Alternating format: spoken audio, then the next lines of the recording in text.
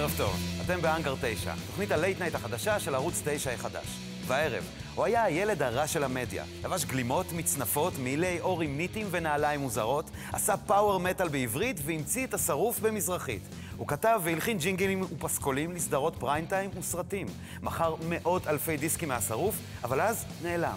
גבירותיי ורבותיי, הערב, במיוחד לאנגר 9, הוא חוזר וגם מבצע לראשונה חומרים מתוך אלבום חדש שעתיד לצאת בקרוב. יש לו תדמית של בד בוי, אבל בתוכו הוא ילד טוב. קבלו את חיים צינוביץ'.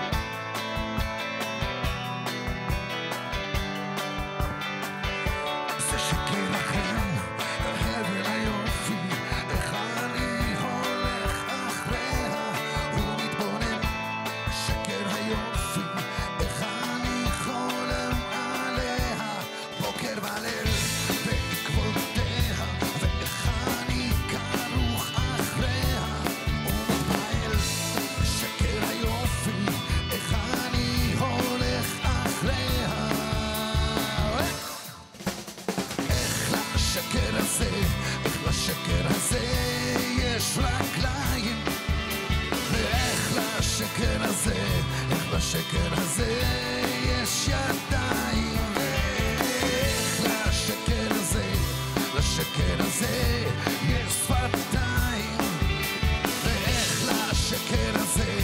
לשקר הזה יש עיניים.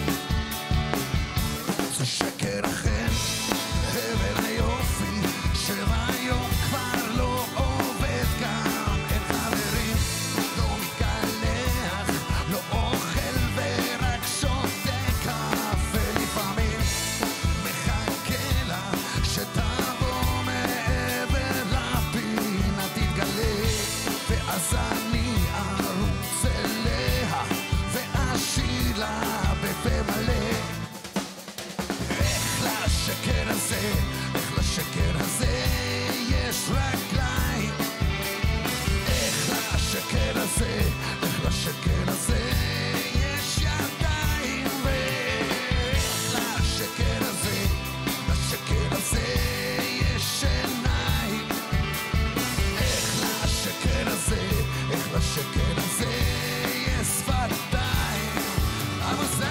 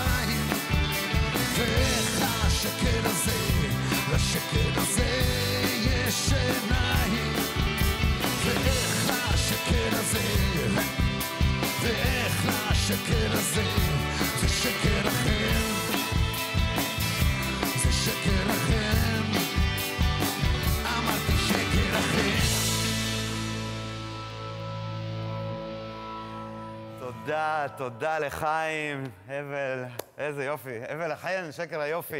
הנה כמה דברים שלא ידעתם ולא העזתם לשאול על צינוביץ' זינו.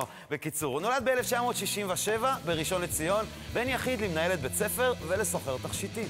הוא שירת בלהקת חיל האוויר, שיחק בסדרה עניין של זמן, השתתף בקלטות לילדים, וב-91 צינוביץ' השתתף במופע העיקר זה הרומנטיקה, בו בוצעו שירים חדשים וישנים נפלאים של יוני רכטר. ב-1992 הוא התארח בטלוויזיה הרוסית, בערוץ אוסטנקינו, הידוע בתוכנית עם כוכבי מוזיקה מקומיים, ויפתחו אותו שם סוכני קג"ב לשעבר. עד אמצע שנות ה-90 הוא כבר הספיק להיות המנחה של תוכנית המוזיקה עד פופ, ולשנות תדמית עם 2 אלבומי סולו שעשו הרבה דיסטורשן בסצנה התל אביבית. הוא פנה להלחנה, דיבוב, הקלטת ג'ינגלים לפרסומות ומוזיקה לתוכניות טלוויזיה, ושם מצא פרנסה יפה. בשנת 2000, אחרי שכתבו עליו בעיתון, חיים צינוביץ' מסרב להיעלם וחבל, הוא התחזה לאומן חדש בזמר המזרחי, השרוף, והטריף מדינה שלמה. הוא גם ניהל זוגיות מתוקשרת עם מורן אייזנשטיין, ואחד הפרויקטים עליהם הפסיד הרבה כסף היה DVD של התעמלות פנים לנשים. האלבום הראשון של השרוף הגיע למעמד פלטינה, השני לזהב, ולפני שנתיים חיים התחתן עם הודיה, בעלת תואר בפיזיקה, צעירה ממנו ב-21 שנים. כל זה נכון, חיים? מודה. והנה הוא איתנו, עם חומרים חדשים. ערב טוב, ברוך הבא, ברוכים הבאים מהלהקה שלך. קודם כל, אנחנו נגיע לדברים, להיסטוריה ולרזומה, אבל קודם כל, מה קורה היום, בימים האלה? וואו, טוב, כמו שאמרת, העשייה היא מתחלקת לשני חלקים. מתחלקת לעשייה מסחרית, שזה באמת להפיק פרסומות וסרטים וכל מיני עניינים כאלה, ולהקליט את החומר שלי. האמת שהולך לצאת בקרוב. אנחנו עכשיו בדיוק בסיומי מיקסים של פרויקט שנקרא Judean People's Front, ואחד הדברים שאנחנו מייצאים החוצה זה את הפורנסטאר מנשן, שמתוכו גם תשמעו כאן. אז בעצם 2 פרויקטים? יש 2 פרויקטים, שאחד מיועד יותר לארץ ואחד מיועד לחו"ל. וזה יהיה באלבום אחד? לא, שני אלבומים. אני מבין שיש עוד איזה 5 בצד. כן, נכון. יש מוקלטים, עוד 5 שימצאו את היום שלהם לצאת החוצה. למה אתה מחכה כל כך הרבה זמן? תשמע, זה story of my life, אתה יודע. כן. כי אני חושב, תראה, אני כל החיים הייתי אומן זיקית. הייתי אומן שעושה כל פעם משהו אחר. ואני חושב שכשאתה מייצר כל פעם אלבום בסטייל שונה, אתה לפעמים קצת מאבד את היכולת להיות מאוד אובייקטיבי לגבי מה נכון להוציא. ולמוזיקה יש טיימינג. יש טיימינג למה להוציא. וכשהייתי מסתכל תמיד על שוק המוזיקה, בשנים האחרונות הייתי אומר, do I fit there? כאילו, אני מתאים להם? אני בפלייליסט שלהם או לא בפלייליסט שלהם? ותמיד התשובה הייתה שלא כל כך. אז כאילו לקחתי צעד אחורה, ונתתי לכלבים לנבוח ולשיירה לעבור. ונראה לי שעכשיו זה כבר, יש לזה מומנטום. עכשיו יש מומנטום? אני מבין שיש אפילו איזשהו סיבוב הופעות מתוכנן. כן, אבל סיבוב הופעות הוא גם לרגל 21 שנה לקצת פורקן, קצת חום, קצת אהבה שנבצע פה. סוג של אלבום מטל כזה. כן, האמת שזה היה, רבים מחשיבים אותו כאלבום, נקרא לזה רוק אלטרנטיבי, הראשון. העברי הראשון? כן, העברי הראשון. אלבום שעשה הרבה מאוד בלגן בשעתו, בשנות ה-90, אני זוכר את הלהיט תן לו בראש, אתה הולך לחזור לתת בראש. כן. אז אנחנו הולכים לעשות 8 הופעות שהן בעצם מין טריביוט לאלבום הזה. יש לזה, מסתבר, המון אנשים שככה זה חלחל אליהם, אני עשיתי איזה מין הופעונת קטנה לפני איזה חודשיים, והגיעו לשם פשוט 10 אנשים, אמרו, החלום שלנו, אנחנו גדלים, תשמע, החבר'ה האלה היום בני 30, רצינו לראות את זה על הבמה, רצינו לראות אותך מופיע עם זה, וזה חלום של הרבה אנשים, אז... תשמע, זה מעניין, הדיבור על האלבום הזה, אני זוכר שבזמנו חברת התקליטים, אליקון, נכון? הם רצו ככה להשפיע עליך ולרכך אותו, קראו לזה אפילו מין אלבום אינתיפאדה כזה. נכון, כן, זה היה אלבום מריבה. ואליקון באמת הייתה אז חברה מאוד, עד היום, חברה מאוד מיינסטרימית. כן. ועם כל הרצון שלה להתחבר לילד המוזר שהייתי אז, היה להם קשה. והסכמת? התכופפת? לא.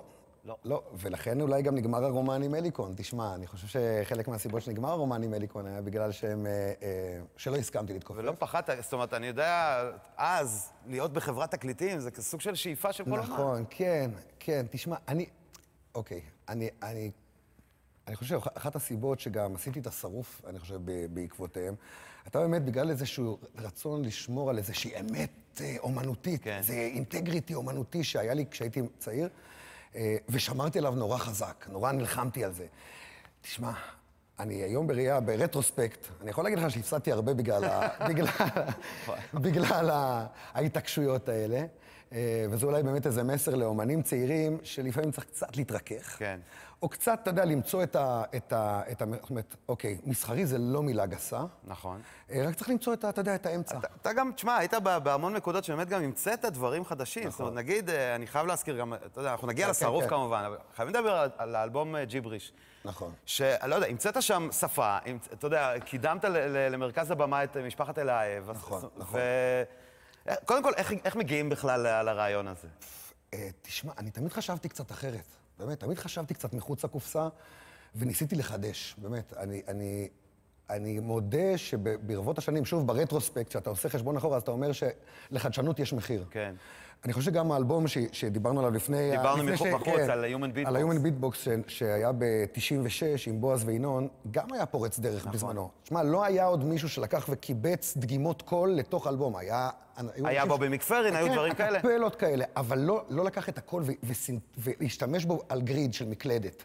כן. וזה באמת היה תקדים. כן, אני זוכר, אז הכרנו, ובאמת, אני זוכר שהגעתי וראיתי על פרויקט מחשב, עשרות שעות של הקלטות של קולות שמהם בניתם את... נכון. תשמע, אנחנו נשים אחרי זה בפייסבוק של האנגר 9 את אחד השירים מהפרויקט הזה של ה-Human Beatbox, וגם נזכיר את ג'יבריש. אתה יכול להזכיר אבל לקהל בבית ככה איזושהי שורת ג'יבריש בקטנה? סוניה מרניה, אתה יודע, במיוחד לקהל הרוסי, אגב, עם הפרויקט הזה, זה הפרויקט שהיית שאתה בטלוויזיה. שהתארחתי איתו באוסטנקינה. כן. וזה היה ב-91, כמו שאמרת, סטרץ' לאדות נכנס לתוך מוסקבה בלילה. שומרי עם קגביסטים ששמרו עליי. ומלא ילדים מוסקבאים שצועקים לי, מטאליקה, מטאליקה, כי היה לי... אז סוניה מרניה היה... אבל סוניה מרניה, כן, היה סוניה מרניה, וזה היה באמת, בעיניי זה היה השיר הכי אינפנטילי בתקליט, אבל הוא כנראה... כנראה הוא תפס, תשמע, אי אפשר להסביר את זה, אינפנטיליות תמיד תופס. אנחנו נמשיך לדבר, וזה נורא מעניין, וגם נשמע עוד מוזיקה כמובן. אחרי הפרסומות, אתם מוזמנים לכתוב לנו שאלה בפייסבוק לחיים, האנגר 9, בפייסבוק תכתבו בעברית, האנגר ואת הספרה 9. אחרי הפרסומות, סינוביץ' נכנס בעובי הקורה ומדבר על המיינסטרים הישראלי. מיד חוזרים.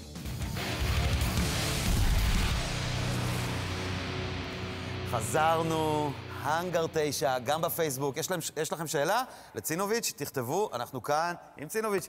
חיים, בוא נדבר קצת על מה שקורה היום. אתה כזה איש מאוד טוטלי, של אהבה גדולה, שנאה גדולה, כן. ואני יודע שלבך לפעמים מלא גם על מה שנקרא המיינסטרים. כן, כן, יש לי איזה... אתה יודע, אני תמיד צוחק ואומר, הם לא בפלייליסט שלי, אבל אתה יודע, זה כאילו... תשמע, אני חושב ש...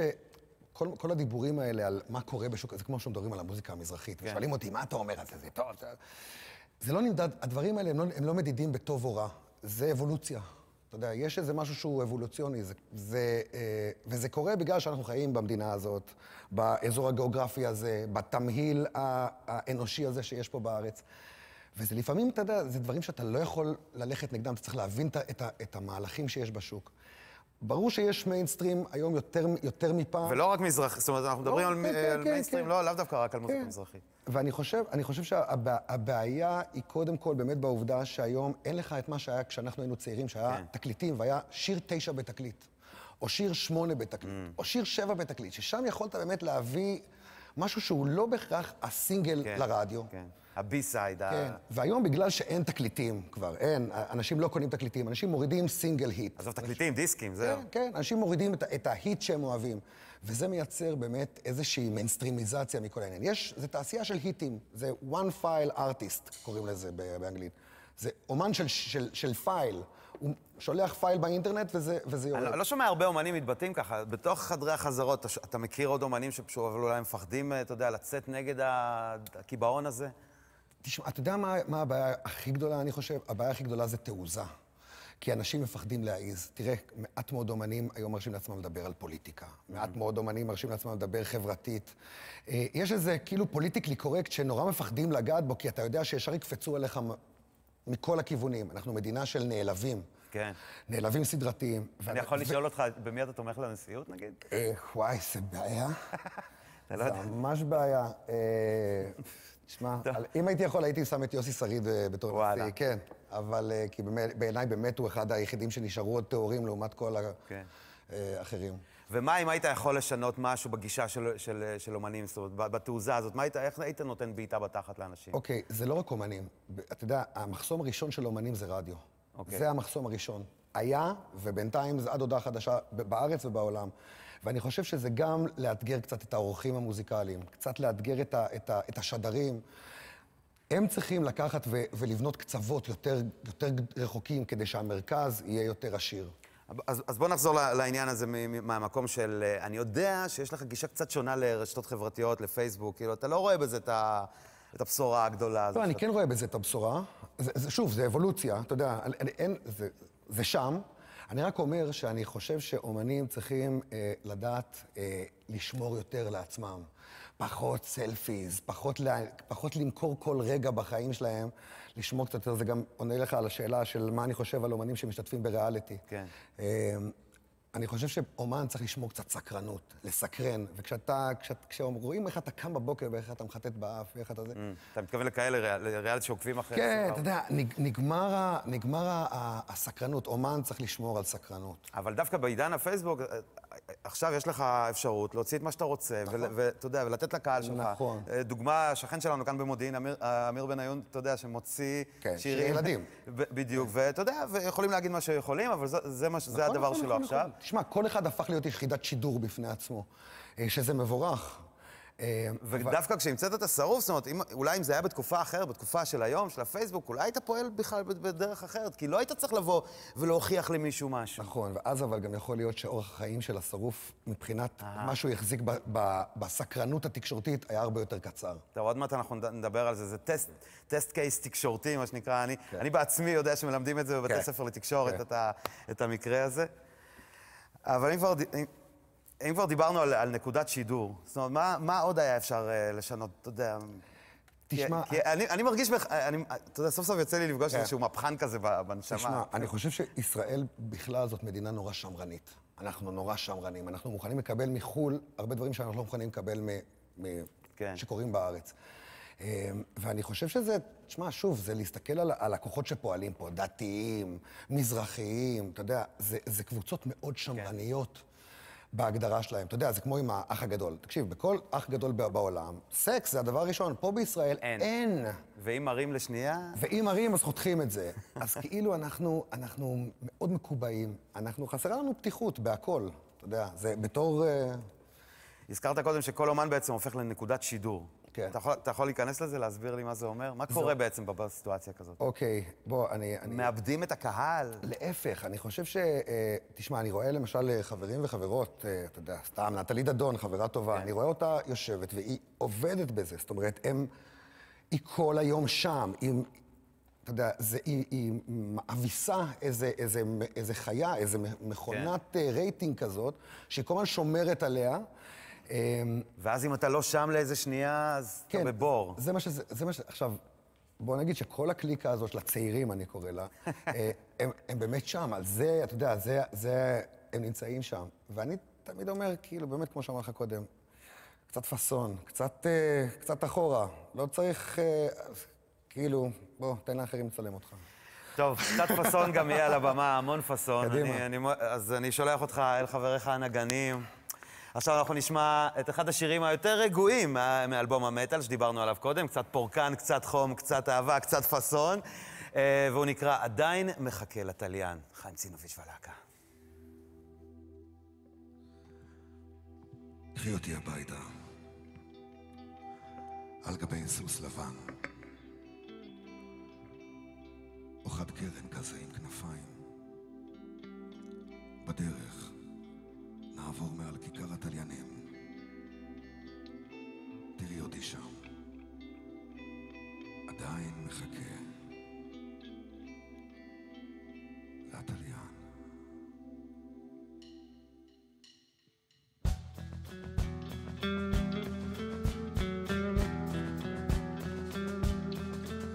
אחרי שהלכת והותרת אותי כך עצוב ומיוגע משרידי המסע שעברתי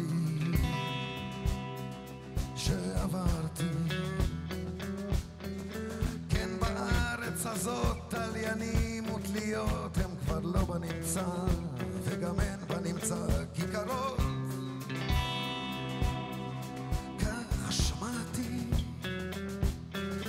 אז שלחתי סכין בין שורשי ורידיי לקחת אני את חיי שלי. אז ביקשתי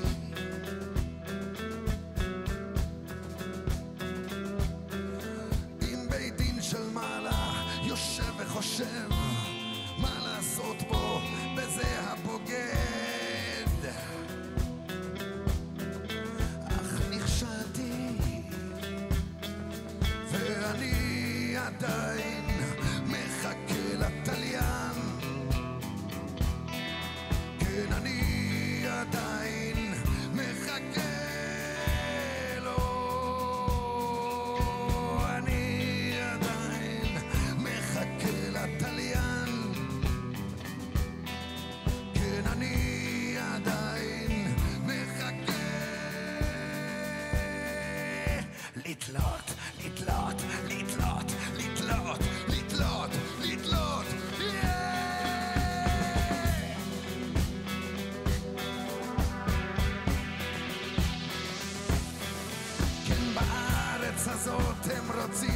שכמותם רוצים כיכרות, מחכים לתליין.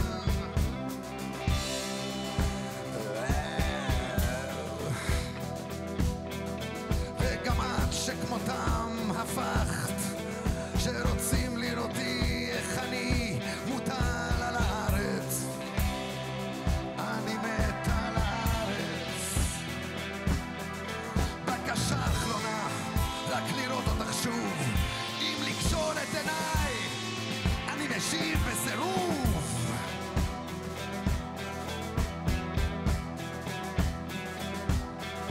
אם אני עוד חי ואני דובר אמת, אז אני עוד חי, אך החי הזה מת.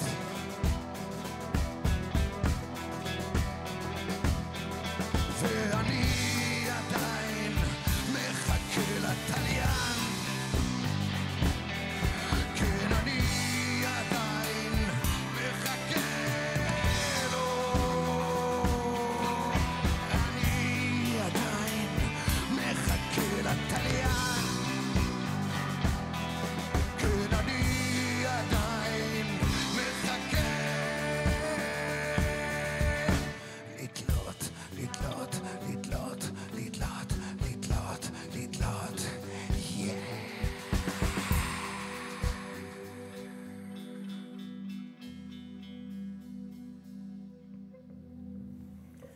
חיים צינוביץ' מחכה לתליין. עוד מעט, מיד אחרי הפרסומות, צינוביץ' יספר הכל על פרויקט השרוף, מה קרה שם, מה הוא למד, האם ידיעות אחרונות עדיין מחרימים אותו, ומה נסגר עם עניין החובות. אחרי הפרסומות, מיד.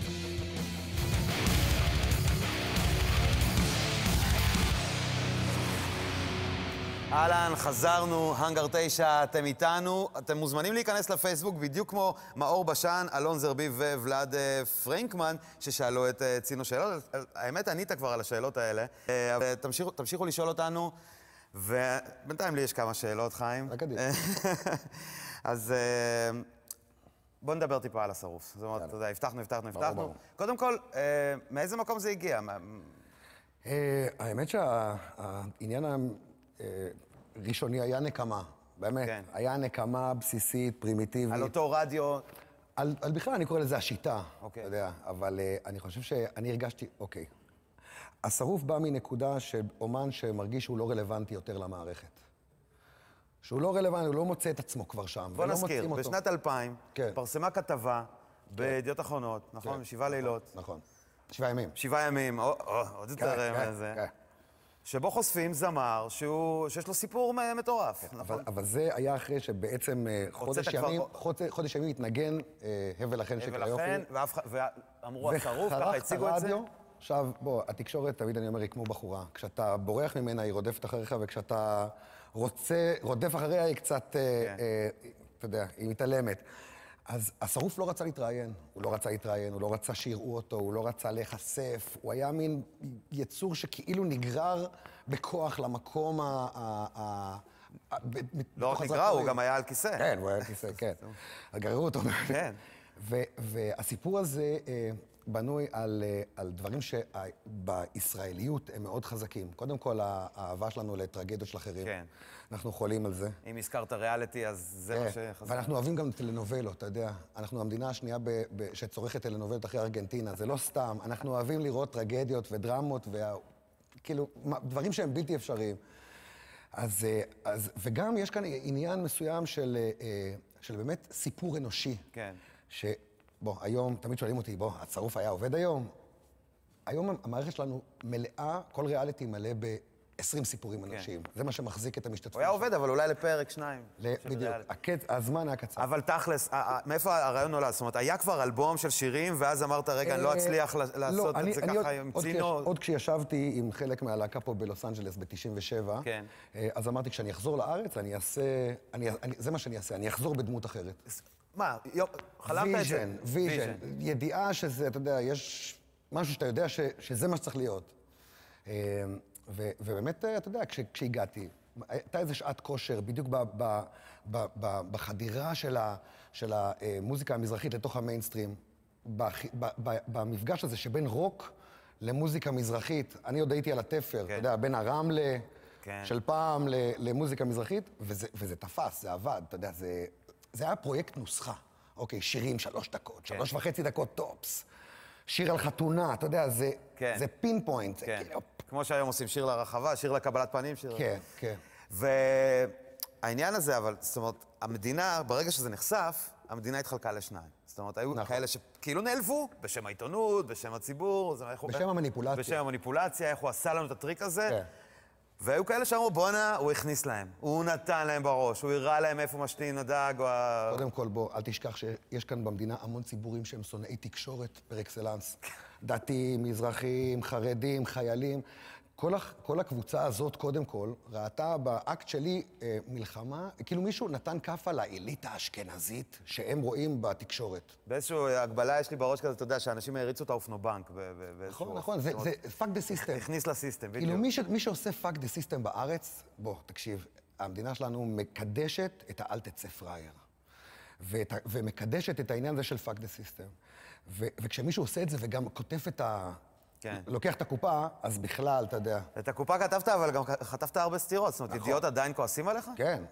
נגיד, עכשיו תוציא אלבום, לא יכתבו? בוא, עזוב, אני עכשיו הולך להתנדב מול 100 ילדים חולי סרטן, לא כותבים. מה אתה אומר? כן. אז אולי הגיע הזמן, בוא נפנה עכשיו למעלה. תשמע, אני בזמנו אמרתי גם לנוני מוזס, אמרתי, כן? אבל אמרתי, חברים, הבדיחה, נכון, אבל כולה רוק'נ'רול, בואו. בסופו של דבר זה רוק'נ'רול. וכבר עוד מעט 15 שנה. ודאי, כן. תגיד, הזכרתי את החובות, אי אפשר לא להזכיר את זה. על מה בזבזת את כל הכסף? לא, תשמע, עשו מזה יותר מדי עניין, אבל זה לא שבזבזתי, תשמע, אני בין השאר, מעבר לעסקיי המוזיקליים, עושה כל פעם פרויקטים שיש בהם אומנות או איזושהי קריאטיביות, אבל הם פרויקטים מסחריים. כן. Sometimes you win, sometimes you lose. אז נתפסו לאיזושהי קלטת התאמנות פנים, שאגב, הרעיון הוא רעיון לא רע לכשעצמו, אבל זה לא הלך. בוא, היו שם כל מיני מוקשים בדרך שזה לא הלך. בסדר, היו פרויקטים אחרים שכן הלכו. כן, הכל בסדר. חזורנה לבמה. קדימה. ואתה הולך לבצע שיר מהאלבום השני כבר של השרוף. נכון. מכונת הלהיטים. מכונת הלהיטים. חיים צינוביץ'. עם שיר שאני אוהב באופן אישי מאוד, מתוך האלבום, ושהאש תמשיך לבעור של השרוף. הנה מכונת הלהיטים.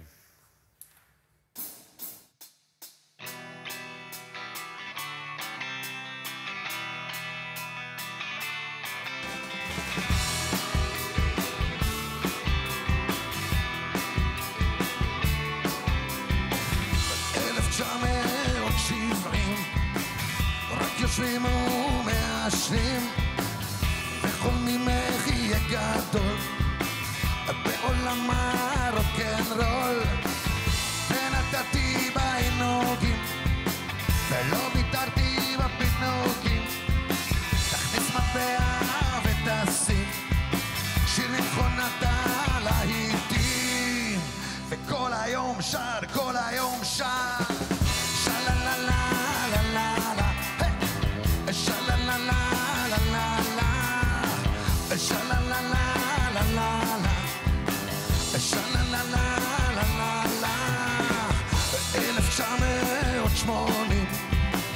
עוד יושבים ומעשרים חלומות שמתגשמים וחלומות שנשארים וטרפתי את הכל ולא בחרתי בחומר זול תכניס מטבע ותשים שיר ממכונת הלהיטים וכל היום שר, כל היום שר שלללה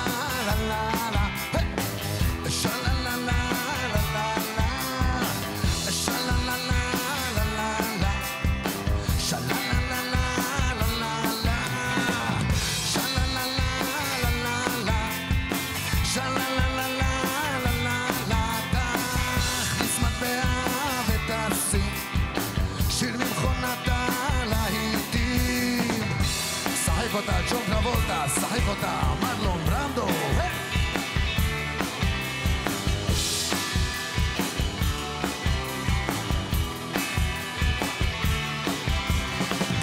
ונתתי בעינוגים ולא ויתרתי בפינוקים תכניס מטבע ותשים שיר ממכונת הלהיטים היום שר, כל היום שר, כל היום שר.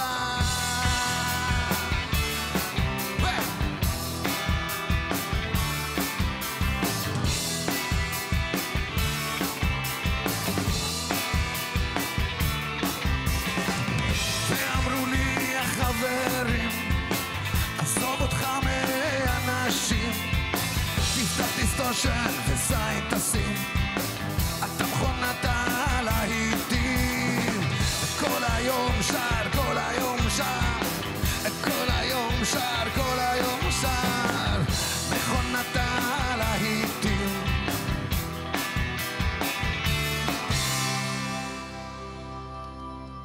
מכונת הלהיטים, צינוביץ' עם הלהקה. מיד אחרי הפרסומות, חיים יספר על הבר שלו בדרום תל אביב ויבצע לייב באולפן שיר מתוך האלבום החדש שלו. מוזמנים לכתוב בפייסבוק שלנו שאלה לחיים.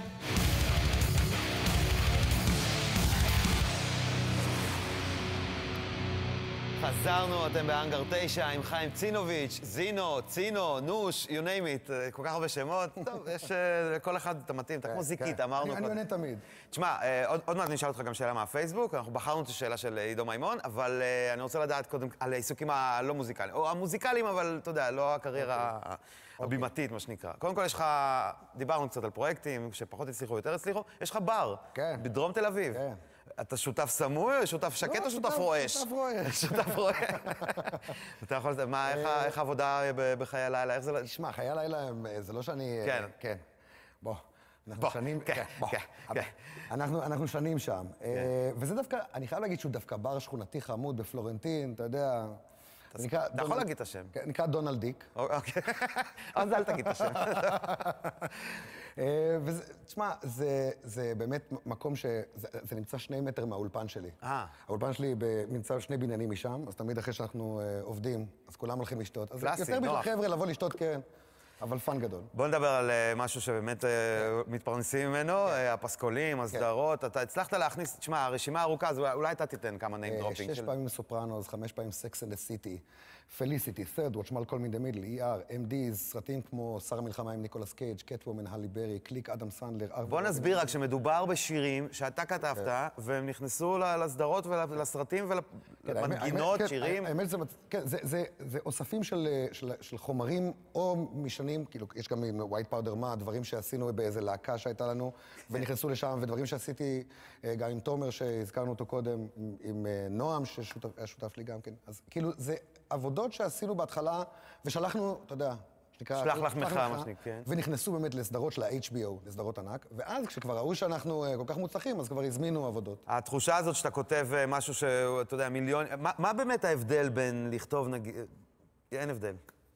אתה הבנת את השאלה מההתחלה, אה? אין. זה עבודה. זה עבודה, וצריך להבין את המדיום. זה כמו לכתוב פרסומת, לכתוב שיר שהוא פרסומת, שאתה צריך להעביר איזושהי תחושה, לשרת משהו. בוא, הרי בסך הכל פסקול כזה משרת איזשהו... את הבמה, את הוויז'ן. איזה ויז'ואל, איזשהו פריים. לא רבים יודעים, צינוביץ', זה נשמע שם אשכנזי לגמרי, לא רבים יודעים שאתה חצי מרוקאי, חצי בלרוסי. כן. אתה יודע קצת כמה מילים ברוסית? רק את הרעות, לא כדאי שאני אתחיל את זה פה. דווקא פה, אתה אומר. אני גם נשוי לאישה רוסיה, אתה יודע, אז בכלל זה... כן, כן. היא תהרוג אותי אם אני אתחיל להגיד אותה. אוקיי, אנחנו גם נדבר עליה עוד מעט, ועל הדוקטורט שלה וזה. שולחים אותך לנאמבר, כי מאוד מאוד רוצים לשמוע. אני רוצה שתספר בדיוק, מילה על פורנסטאר מנשן. אחוזתו של כוכב הפורנו. כוכב הפורנו. זה פרויקט חדש, רוק אלקטרוני, לפנים, מגניב. איך יקראו לשיר? השיר הזה נקרא אלס קלארק. אלס קלארק. אלס קלארק, כן. מתוך פורנסטאר מנשן, אלס קלארק, חיים צינוביץ'. בבקשה.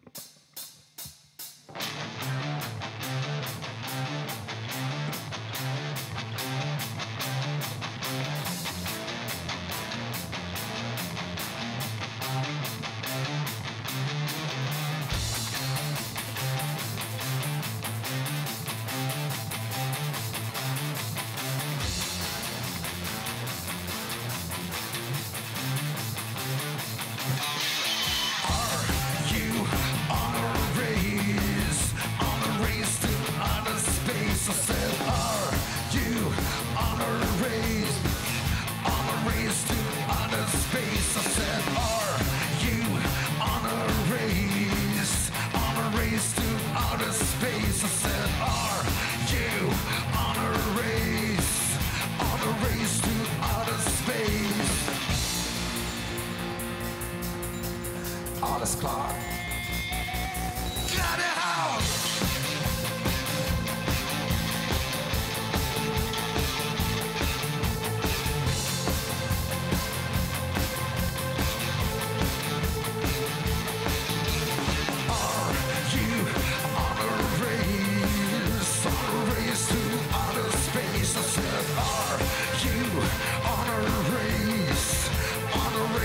Alles klar.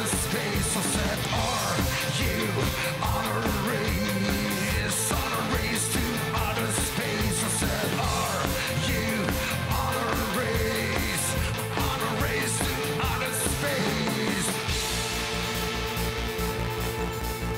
Alles klar. Geradeaus!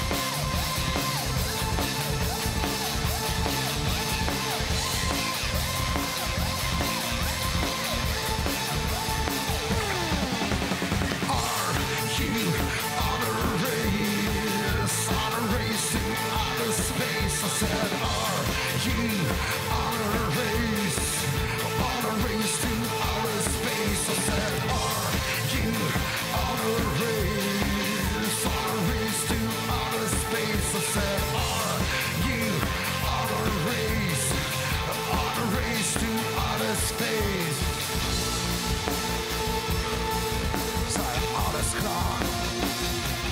Geradeaus!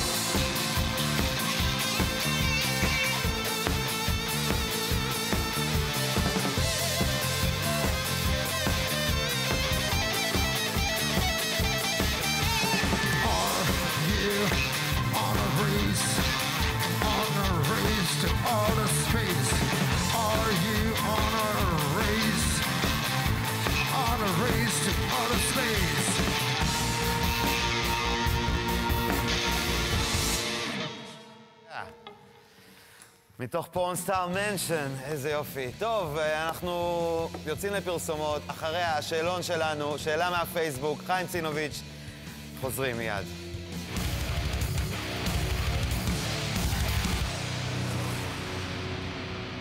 חזרנו, אנחנו כאן עם חיים צינוביץ' באנגר 9, תוכנית הלייט נייט החדשה של ערוץ 9 החדש. בזמן הפרסומות חיים חתם לנו על הדלת, באמת חתימה מרשימה ויפה. חיים, לא מזמן התחתנת, נכון? אשתך הודיה, צעירה ממך קודם כל בשני עשורים, והיא דוקטורנטית לפיזיקה. כן. איך זה מסתדר עם כל החיי לילה והאופי הרוקרי הזה? אני החלטתי שאני רוצה שיהיה כתוב לי דוקטור על הדלת, no matter what, אז זאת הדרך. ואתה הפציינט, מה שנקרא. זאת הדרך. אבל יום אחד יהיה לי קור קטן בבית, קור גרעיני. כן. זהו, ואני מחכה, אתה יודע, שיהיה לי... הצופה עידו מימון שואל בפייסבוק, הוא שואל כמה וכמה שאלות, אני בחרתי לשאול אותך, עד כמה אתה יכול להתחבר היום לשיר לך עם הכעס שאנחנו נשמע עוד מעט? אוקיי. תשמע, זה יצירה של בן אדם לאורך החיים, באמת, היא לפעמים מאבדת את הקונטקסט שאתה פתאום מתבגר, אבל... תשמע, אתה יודע, זה לוקח אותי תמיד לאותה טין ספיריט שהייתה לי פעם, היא לא השתנתה הרבה. אתה יודע, אני חי חיים אחרים משל כל האנשים. כן. אין לי בעיה עם זה. אתה עדיין מתחבר. כן. תשמע, עכשיו יש לנו את השאלון שלנו. אני אשמח אם תענה לי בקצרה על כל... מי האומן... זה קצת יותר מאסוציאציה, זה משפט. מי האומן הישראלי שהכי עושה לך אלרגיה? אלרגיה? אלרגיה, כן. וואי, אני... בעיה, אני לא אענה על זה. לא רוצה להעלים, סבבה. יש חיות מחמד בבית? בטח. חברים, אני אחד ה... כן. חתולים, כלבים, בטח. יש כלב זקן בשם סנופ, בן 18. לכו לאמץ כלבים וחתולים, חברים. זה מצווה גדולה. לחלוטין. מה העיר האהובה עליך? וואו. תשמע, אני אוהב לצאת מפה, אני מאוד אוהב לצאת החוצה. פריז. אוקיי. ומה אתה אוהב בתל אביב, בעיר שאתה גר בה? את העובדה שזה מצד אחד כל כך אינטנסיבי, ומצד שני המון אנשים נורא עצלנים. לאף אחד אין עבודה, כולם באיזה מין... תגיד, איך אתה מתמודד עם דאון, עם משבר? מה עושה לך טוב? מה מרים אותך? אחי, לדעת שצריך לקום מזה. שלדעת שפשוט צריך לקום מזה. בסופו של דבר... אוקיי, קום על הרגליים. אז אתה נותן לעצמך את הבעיטה בתחת. כן, חובה. מה אתה עושה כשאתה קם בבוקר? יושב עם הסיגריה מול האינטרנט ומתעדכן מה קרה בלילה. מצוין. אם היית צריך להציל 3 חפצים מהבית שלך, מה היית מציל? אז בטח ענית את החיות, אה? חיות. רציתי לשאול על הקעקוע, נכון? אני מאוד רוצה לשאול על הקעקוע. כן, כולם שואלים למה עשית קעקוע של עצמך. של עצמך. להזכיר לעצמי. תראה לה... כן. אוקיי. להזכיר. זה לא ממניעים נרקסיסטיים, זה להזכיר לעצמי את עצמי. וזה מה שכל בן אדם צריך לעשות, להזכיר לעצמו מפעם לפעם את עצמו. את הרצונות שלו, את החלומות שלו, את ה... שאלה אחרונה, בארוכות האלה, איזה טיפ היית נותן, ואתה אין לך פחד במה, איזה טיפ היית נותן למישהו שכן יש לו פחד במה? לא להתקרב לתחום.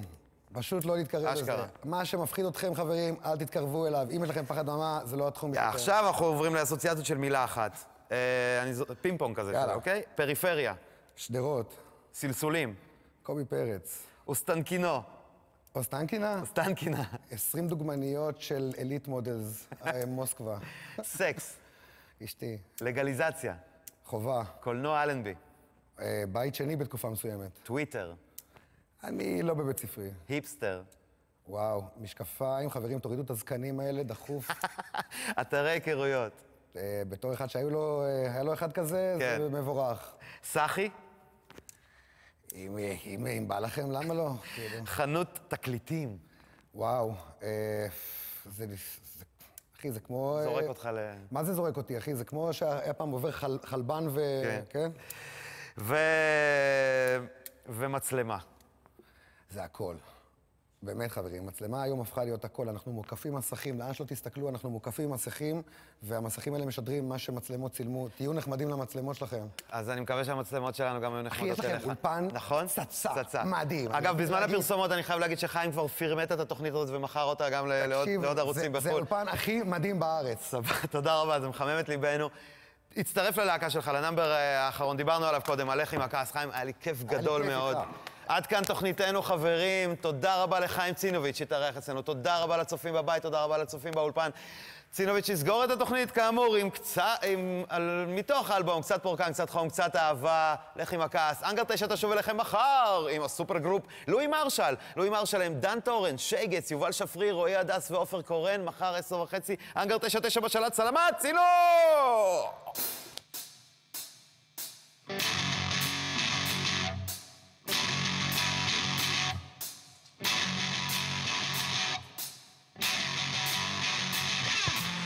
זה מתחיל כשאתה ממש קטן, עוד לפני שהספקת לעמוד על דעתך. בקושי למדת ללכת, הם כבר שולטים בך. אל תיגע פה, אל תיגע שם, תפסיק לא לבכות ריבונו של עולם. את מי תביא הביתה? איזה חברים? אתה תמיד עושה חמודי רק את מה שהם אומרים.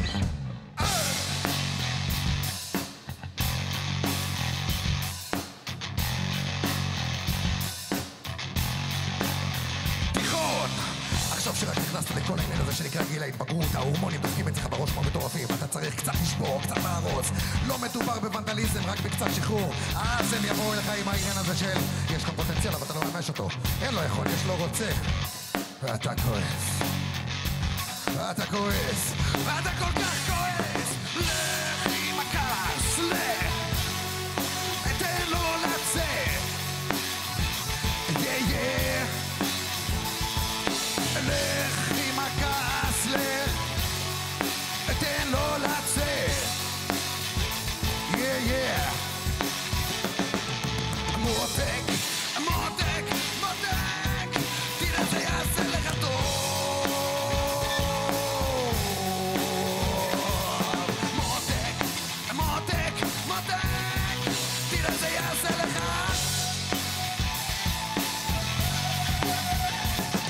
צבא, כאן זה כבר לא המורה, זה טפל שגדול ממך בסך הכל בשנה, ואז הוא יגיד לך מה לעשות, הבנת את זה? כן. כן מה? כן המפקד. אז אתה חוזר הביתה, אל החברה שלך שאתה אוהב, ומה אתה צריך? קצת פורקן, קצת חום, קצת אהבה. לא מדובר בוונדליזם, רק בקצת שחרור. לא רוצה? סמארט ארבע. תגיד לי מה שאני אוהב לשמוע, תגידי לי, תפוק אותי.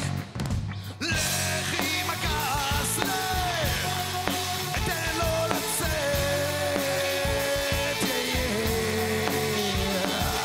לכי עם הכעס, תן לו לצאת.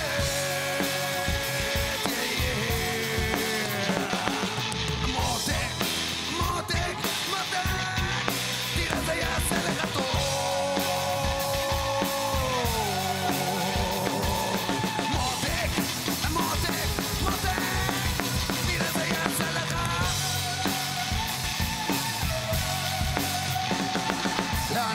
אני אגיד לך מה לעשות. תבוא לך צמחייה קטנה על הגג בערב אחד 3 בלילה טק רק משטרה לפתוח. אז אתה לוקח את כל הצמחים לאסור ומוריד את המים. ערב טוב אדוני השותף, ערב טוב. ליכטנפלד גר פה, אתה אומר לא מכיר שום איציק. והם הולכים ואתה רץ לשירותים ואתה יודע מה אתה מוציא משם? נענה מסריחה, נענה מחורפנת. לגליזציה עכשיו, אפילו ברחוב שרים. הכעס, לך, תן לו לצאת. לך עם הכעס, לך, תן לו לצאת.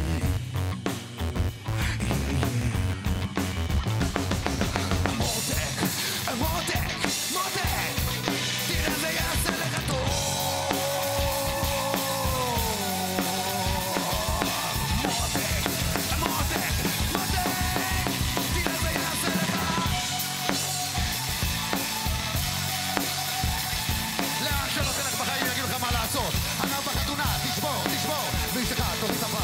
לא תכף עכשיו, והילדים שלך אבא תקנה לי, אבא תביא לי, ואתה יכול להישבע, הבתים שלהם לא היית כזה. באמת מותק, אך הזקנה תתרווח בכיסא, כי יום אחד יופיע איש אחד עם סמלה וקלשון, ואתה תגיד רגע, עוד יש לי זמן. ובשארית הבינה האנושית שנשארה לך אתה תבין, אף אחד לא שאל אותך